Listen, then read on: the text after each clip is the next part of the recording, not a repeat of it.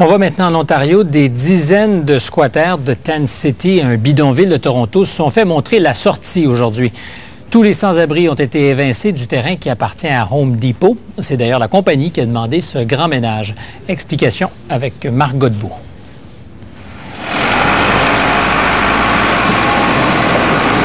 En quelques minutes, l'expulsion a pris les allures d'un grand ménage.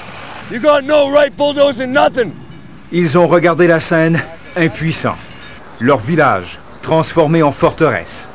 Plusieurs n'ont même pas eu le temps de prendre leurs effets personnels. On les a expulsés sans avertissement. Ils ont pris un petit peu de dignité qui me restait. Ils m'ont quasiment enlevé mon linge. Pas quasiment, ils m'ont enlevé mon linge dessus le dos. Là, puis... Patrick Lesage restait à Tent City depuis plus de 3 ans. Une trentaine d'abris de fortune érigés sur un des terrains industriels les plus contaminés de Toronto. Il s'y était progressivement installé, faute de logements abordables. Le propriétaire du terrain, le géant Home Depot, les tolérait. Mais plus maintenant. Home Depot avait prévu une conférence de presse. Elle l'a annulée. Résidents et sympathisants voulaient obtenir des explications. Elles sont venues plus tard.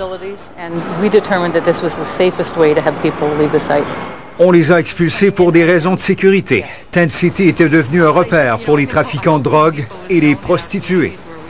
Des clôtures plus imposantes, érigées sous les yeux de Torontois, choqués par la tournure des événements.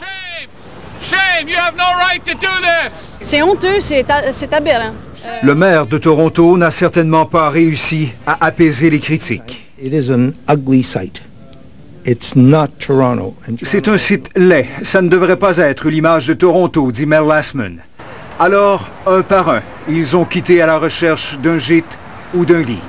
La ville reine n'arrive plus à cacher sa pauvreté. Marc Godbout, Radio-Canada, Toronto.